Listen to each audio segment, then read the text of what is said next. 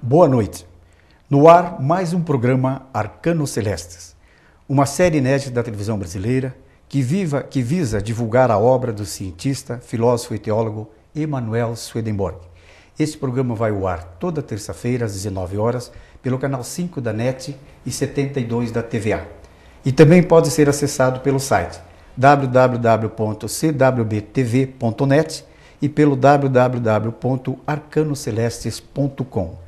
As perguntas podem ser enviadas pelo nosso e-mail de contato arcanocelestes@gmail.com e os livros poderão ser solicitados através do telefone 3027 4741. Esta noite falaremos sobre a caridade e em que ela consiste. O texto de hoje tomamos por base para esse programa foi escrito pelo reverendo Peter Bass e para ilustrar o tema citaremos o apóstolo João, capítulo 15, 12 e 14, que diz o seguinte: O meu mandamento é que vos ameis uns aos outros, assim como eu vos amei. Ninguém tem maior amor do que dar a sua própria vida pelos seus amigos. Eduardo, boa noite. Boa noite. Há duas palavras nos escritos de Swedenborg que têm um sentido quase idêntico: o amor e a caridade. Qual é o significado dessas duas palavras segundo a ótica da nova igreja? Boa noite, Hélio. Boa noite a todos. Quando nós pensamos no amor e na caridade, normalmente nos vem à tona certos ensinamentos que nós recebemos já desde os primeiros tempos da nossa educação através da igreja antiga, que nós conhecemos como igreja precedente, segundo os escritos de Swedenborg, né? Segundo as informações que nós temos lendo a doutrina da nova igreja, o amor e a caridade têm um sentido muito próximo uma da outra, né? Quando nós nos referimos à caridade, isso quer dizer que nós estamos nos referindo ao amor que nós temos para várias pessoas. E quando nós nos referimos ao amor, significa que nós estamos nos dirigindo a uma pessoa só e dedicando a nossa caridade a essa pessoa exclusivamente, né? Infelizmente, hoje em dia, universalmente, essas duas palavras têm sido faladas muito detalhadamente por várias pessoas e elas universalmente também têm sido, digamos que, não compreendidas como elas deveriam ser na sua essência, né? Uma vez que o amor muitas vezes é usado para desculpar uma série muito grande de pecados que as pessoas cometem, o amor também é usado para camuflar as coisas, né? Para fugir das responsabilidades. O amor tem sido usado de uma forma assim, praticamente que anulou o seu significado, né? Basta ver o que a gente contempla nas novelas, nos filmes, né? Nas mídias, que todos os dias nós temos um contato com esse tipo de ensinamento que as crianças, nossos filhos, nossas famílias recebem esse tipo de informação, onde é possível, por um adultério, você camuflar, dizer que é amor, por exemplo, né?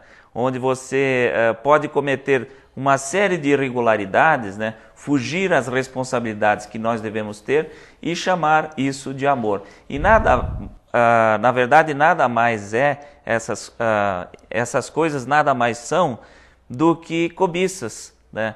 Que são justamente o oposto do que é o amor, né?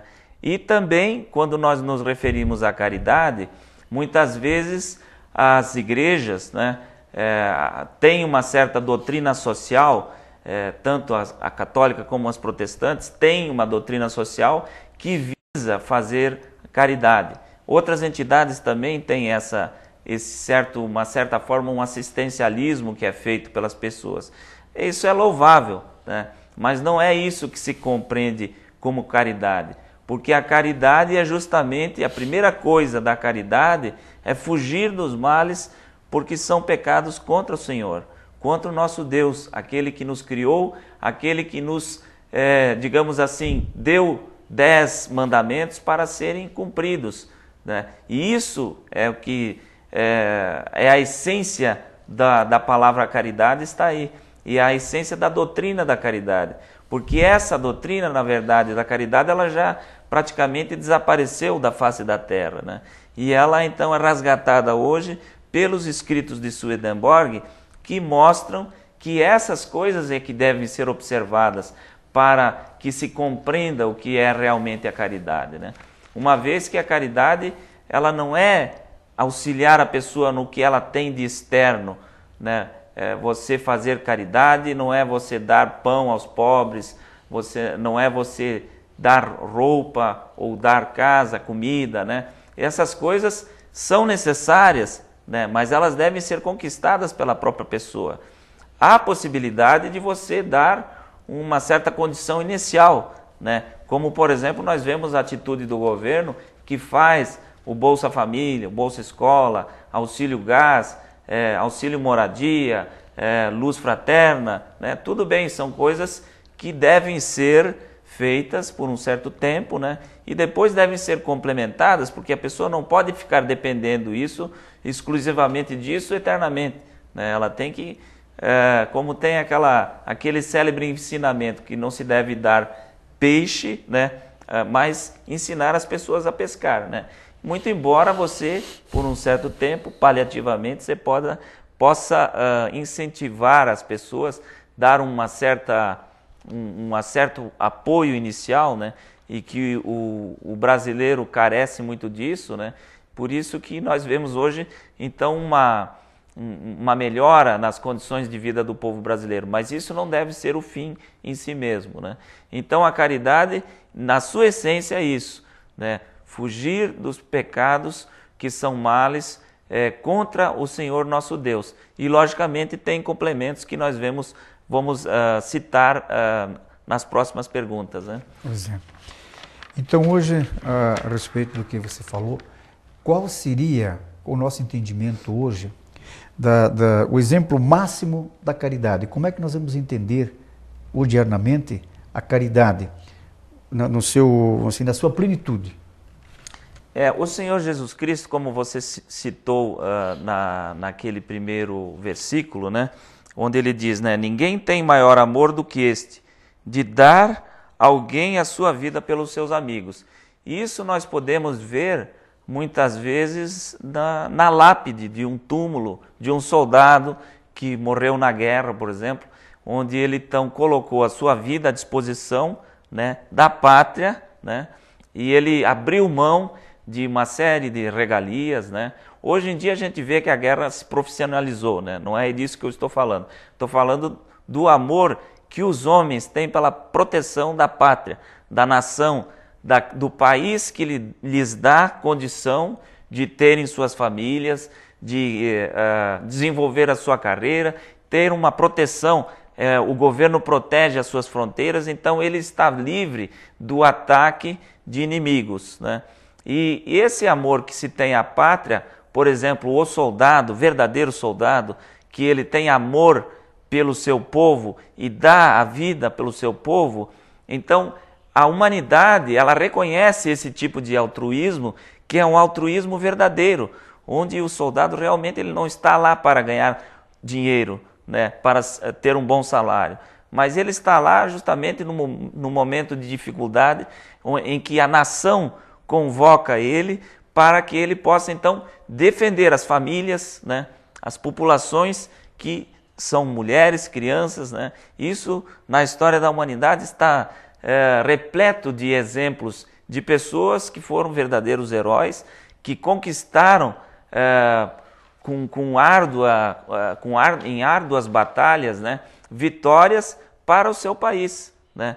E quando esse país entrou em guerra, ele não entra em guerra só para fazer guerra e para conquistar vantagens sobre os outros.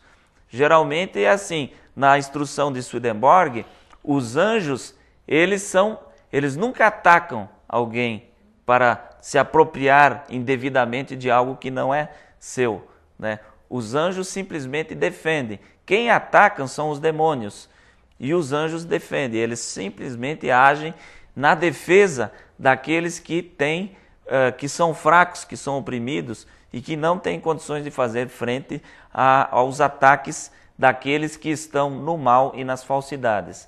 Então, esse sentido é que é o verdadeiro sentido de caridade. E esse foi o exemplo usado pelo Senhor justamente para colocar como um ideal máximo na figura da caridade, né?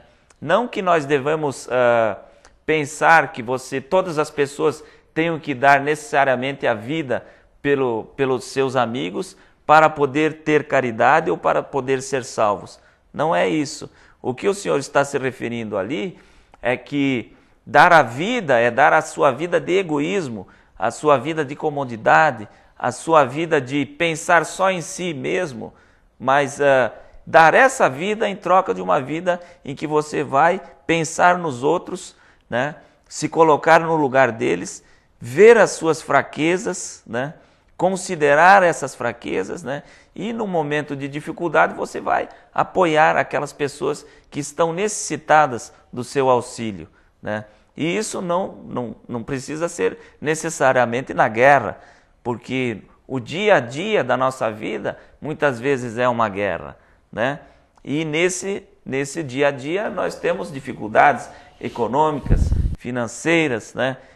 Dificuldades de relacionamento, dificuldades de conseguir as coisas que nós precisamos para a nossa casa, né?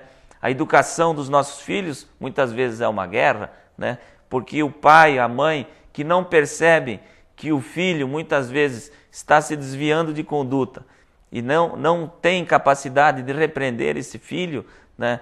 Ele está permitindo que aquele mal se torne maior e depois, muito provavelmente, não vai poder mais ser contido. Porque tem aquela frase que diz, né, que é de pequeno que se torce o pepino, né? Isso é uma sabedoria popular, e essa sabedoria popular é importante, porque os antigos, mesmo aqueles que não tinham instrução, eles recebiam isso da sabedoria dos seus pais, dos seus avós, né? E era transmitido muitas vezes de forma oral, não era nem colocado em livro, né? Porque muitas vezes as pessoas não tinham instrução para isso. Mas é importante a gente saber, então, que essas palavras que o Senhor citou aqui em João 15, 12 a 14, ele justamente citou para fazer uma figura de linguagem e uma figura muito ampla, digamos assim, muito esclarecedora. Ela nos dá margem para pensar sobre as nossas responsabilidades e sobre o que realmente representa a caridade que nós devemos exercer em nossa vida e não simplesmente dando alguma coisa para uma pessoa pobre. Isso até pode ser feito, né? Mas não é isso que vai distinguir a verdadeira caridade, que é aquela que nós devemos reconhecer e saber o que ela é mesmo, né? Quer dizer, não é só dar então o pão, a roupa, um trocado, né, ou uma informação. Como é que nós devemos entender a caridade sob o ponto de vista de entendimento? Como é que nós devemos compreender? Que o pessoal confunde um pouquinho a caridade com o amor, né? Apenas dar os benefícios materiais, né? Então, sobre o ponto de vista do entendimento, o que é a caridade? É exatamente o que nós estamos falando agora. Justamente muitas vezes nós pensamos mais no sentido externo, né? Ou seja, nas coisas que nós podemos fazer pelos outros, né? Imediatamente na sua vida física, né? Quando nós dizemos assim, né, que a caridade é querer bem ao próximo de coração e sentir alegria na felicidade dele. Por exemplo, isso é o que dizem os escritos de Swedenborg, da Nova Igreja, né? Ou seja, que a pessoa que a caridade é uma afeição, né? E um modo de ser útil, né, para as pessoas. Ou seja, nós muitas vezes sabemos, digamos assim, externamente o que isso representa, né? Mas nós precisamos saber como que a caridade, na verdade, ela não é um pensamento que você tem. Ela, na verdade, é uma afeição, é uma vontade. Você precisa ter essa vontade incutida no seu íntimo, né? E no momento que você percebe que você está então numa condição de exercer essa caridade, você passa então a fazer, ela passa a fazer parte da sua vida. Ela não é simplesmente algo que você faz externamente, mas ela é toda é a própria vida da pessoa, é o próprio ser que ele traz em si, né?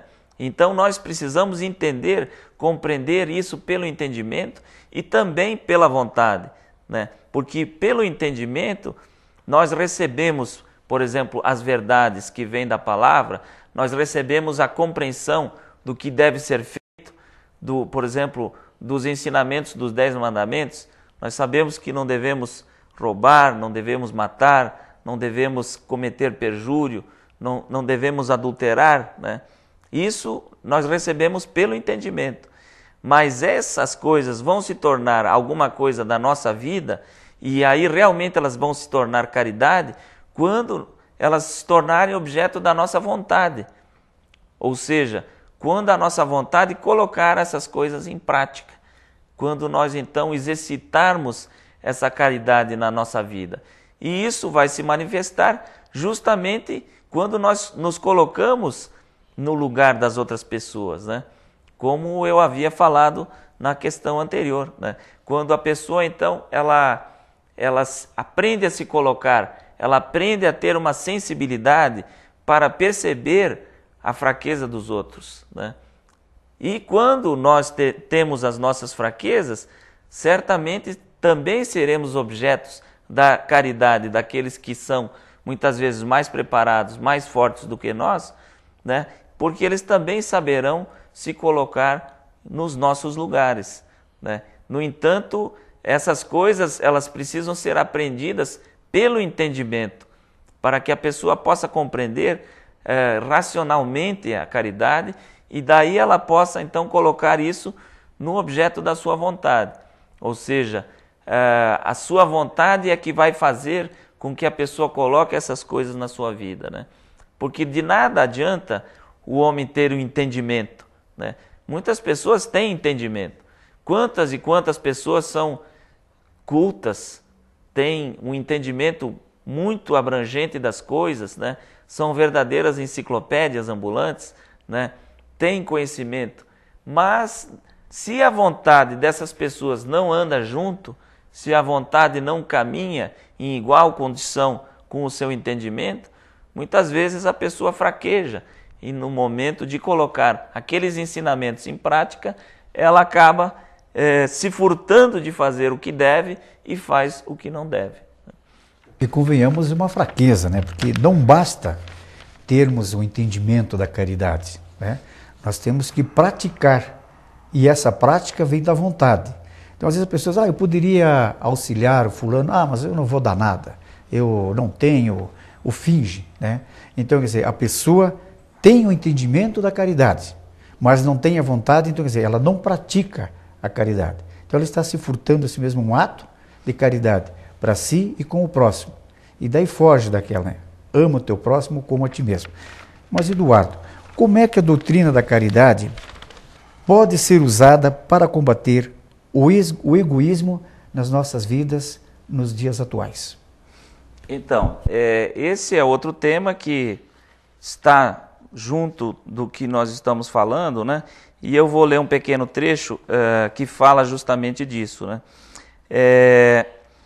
Isto segue como consequência da lei precedente que o homem nasce para se tornar caridade, e ele não pode se tornar caridade a não ser que constantemente faça o bem do uso por afeição e deleite. Quando por isto um homem exerce honesta, justa e fielmente o ofício de sua ocupação, o emprego pela afeição, o por seu deleite, ele está continuamente no bem do uso, não somente para com a comunidade ou o país, mas também para com os indivíduos particularmente. Ou seja, todas as coisas que nós fazemos em todos os dias da nossa vida, seja uma coisa bem simples, seja um emprego muito humilde, seja uma condição simples que nós tenhamos para a nossa vida. Muitas vezes é um pobrezinho, né? Uma pessoa que tem uma humildade nas suas, digamos, condições externas, né? Mas se ela age sincera, honesta, fielmente naquele trabalho que ela exerce, né? Ela já está garantindo a sua função como pessoa neste mundo. Ela está cumprindo o seu ofício e muitas vezes com mais correção, com mais mérito, com mais dignidade, com mais decência, honra, ética, do que uma pessoa que tem todas as condições, que nasceu muitas vezes num berço de ouro, né?